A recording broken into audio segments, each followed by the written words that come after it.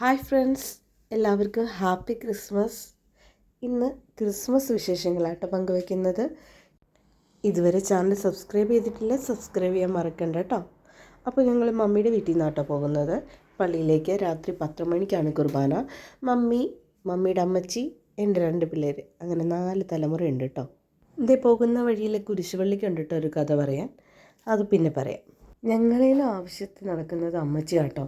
അമ്മച്ചിക്ക് കുറേ നാൾ മുട്ടിന് തേയ്മാനം വന്നിട്ട് നടക്കാൻ പോലും പറ്റാതിരുന്നതാണ്. പക്ഷെ അതിൻ്റെ എല്ലാം വാശി തീർത്ത് മുട്ടിൻ്റെ സർജറിയൊക്കെ കഴിഞ്ഞിട്ട് റെസ്റ്റും കഴിഞ്ഞിട്ട് എല്ലാ ദിവസവും പള്ളിയിൽ പോകും കേട്ടോ. ആവേശത്തിൽ ആദ്യം പോയി ഫ്രണ്ട് ഇരുന്നെങ്കിലും കൊച്ചിൻ്റെ ബഹളം കാരണം ഞാൻ പുറകിലോട്ട് പോന്നു കേട്ടോ. അവിടെ ചെന്നിട്ടും മര്യാദയ്ക്കൊന്നും ഇരുന്നില്ല. ഓരോ സിസ്റ്റർമാരെയും എല്ലാവരെയും തോണ്ടി നടക്കുമായിരുന്നു കേട്ടോ. എപ്പോഴാരുടെ ഇന്ന് വഴക്ക് കേൾക്കുമെന്ന് ഓർത്ത് ഞാൻ നിന്ന് സിസ്റ്ററിൻ്റെ ഡ്രസ്സ് വരെ പിടിച്ച് വലിക്കുന്നുണ്ടായിരുന്നു. നല്ല ഭംഗിയുള്ളൊരു പുൽക്കൂടാട്ടോ ഇവിടെ റെഡിയാക്കി വെച്ചിരുന്നത്. ഇതെന്ത് സംഭവം കൊണ്ടാണ് ഈ പുക പോലെ വരുന്നതെന്നൊന്നും മനസ്സിലായില്ല. ചോദിക്കാൻ പറ്റിയ ആരെയും കണ്ടുമില്ല കേട്ടോ. കുറച്ച് കുഞ്ഞി പിള്ളേരെ അത് കാണാനൊക്കെ നിൽപ്പുണ്ടായിരുന്നു. പിറവിയുടെ ബൈബിൾ ഭാഗങ്ങളെല്ലാം വായിച്ചു കഴിഞ്ഞതുകൊണ്ട് അൾത്താര സംഘത്തിലുള്ള കുട്ടിയാന്ന് തോന്നുന്നു വന്ന് ഉണ്ണിയേശുവിനെ പുൽക്കൂടിലേക്ക് വെച്ചു കേട്ടോ. ആദ്യമായിട്ടാണ് ഇത് കാണാൻ പറ്റിയത്. കാരണം സാധാരണ എല്ലാ തവണയും പ്രദക്ഷിണത്തിന് പോകുന്നതാണല്ലോ, അതുകൊണ്ട് ഈ സംഭവം കാണാൻ കിട്ടാറില്ല. അങ്ങനെ പുൽക്കൂടിൻ്റെ ഭംഗിയെല്ലാം മകൾക്ക് കാണിച്ചു കൊടുത്തു. എല്ലാം മുകളിലിരിക്കുന്നതിനെ അറിയുള്ളൂ എന്ന് പറയില്ലേ, അതുപോലെ തന്നെയാണ്. അപ്പം മുകളിലോട്ട് നോക്കിയത് നമ്മുടെ മാലാഖ മുകളിലുണ്ടായിരുന്നു കേട്ടോ. മാലാഖയെ വിട്ടുപോയായിരുന്നു. പിന്നെ ഒരു വിധത്തിൽ കുഞ്ഞുമായിട്ട് പള്ളിക്കകത്ത് കയറി. പള്ളിക്കകത്ത് ചെന്നപ്പോൾ പരിചയത്തിലൊരു കുട്ടിയെ കണ്ടു.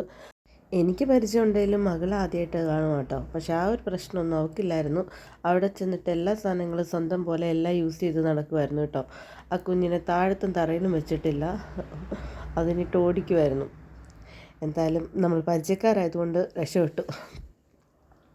കുർബാനയ്ക്ക് ശേഷം എല്ലാവർക്കും ചുക്ക് കാപ്പിയും ഒരു പീസ് കേക്കും ഉണ്ടായിരുന്നു കേട്ടോ. സ്വതവേ എരിവിനോട് ഭയങ്കര പ്രശ്നമുള്ള ആളാണ് എൻ്റെ മൂത്ത മോള്. അതുകൊണ്ട് അവൾക്ക് ചുക്ക് കാപ്പി കുടിക്കുന്നതിനോട് അത്ര താല്പര്യം തോന്നിയില്ല. ടേസ്റ്റ് ചെയ്ത് നോക്കിയെങ്കിലും ഇത് കുടിക്കാൻ വലിയ താല്പര്യം കാണിച്ചില്ല. പിന്നെ ഞാനത് വാങ്ങി കുടിച്ചു. അത് കഴിഞ്ഞപ്പോഴത്തേക്ക് തന്നെ അവിടെ ഒരുപാട് കലാപരിപാടികളൊക്കെ റെഡിയാക്കിയിട്ടുണ്ടായിരുന്നു. ഫസ്റ്റ് ടീമിൻ്റെ കരോൾഗാനം കണ്ടിട്ട് ഞങ്ങൾ തിരിച്ചു പോന്നു കേട്ടോ. പിന്നത്തെ പരിപാടികളെല്ലാം വൈകിട്ടായിരുന്നു. പടക്കങ്ങൾ എന്നും എൻ്റെ വീക്ക്നെസ് ആയിരുന്നു എന്ന് മറ്റേ സലീം കുമാർ പറഞ്ഞ പോലെ ഞങ്ങൾ പടക്കങ്ങളുടെ പരിപാടികളായിരുന്നു കേട്ടോ. പക്ഷേ പൊട്ടിക്കണ ഐറ്റംസ് അങ്ങനെ അധികം വാങ്ങിയിട്ടില്ലായിരുന്നു. മത്താപ്പൂ, കമ്പിത്തിരി, ചൈനീസ് പടക്കം, അങ്ങനത്തെയൊക്കെ ചെറിയ ചെറിയ ഐറ്റംസൊക്കെ ഉണ്ടായിരുന്നുള്ളൂ. പിള്ളേർക്ക് എല്ലാവരും ഉള്ളത് കൊണ്ട് അതാണല്ലോ സേഫ്. അങ്ങനെ അതുകൊണ്ട് അതൊക്കെ വാങ്ങിയിട്ടുണ്ടായിരുന്നുള്ളൂ. പിന്നെ എല്ലാവരും ഹാപ്പി ആയിട്ട് അതെല്ലാം കത്തിച്ച് പൊട്ടിച്ച് സമയമൊക്കെ വളരെ പെട്ടെന്ന് കിടന്നുപോയി. അല്ലെങ്കിൽ കസിൻസുമായിട്ട് നിൽക്കുമ്പോൾ നമ്മുടെ സമയം പോകുന്ന അറിയത്തില്ല. വളരെ ഹാപ്പി ആയിട്ടൊരു ടൈമായിരുന്നു അവരുമായിട്ട് സ്പെൻഡ് ചെയ്യുന്നത്. കാരണം കുട്ടിക്കാലത്തെ ഓർമ്മകളെല്ലാം നമുക്ക് ഈ കസിൻസുമായിട്ടാണല്ലോ.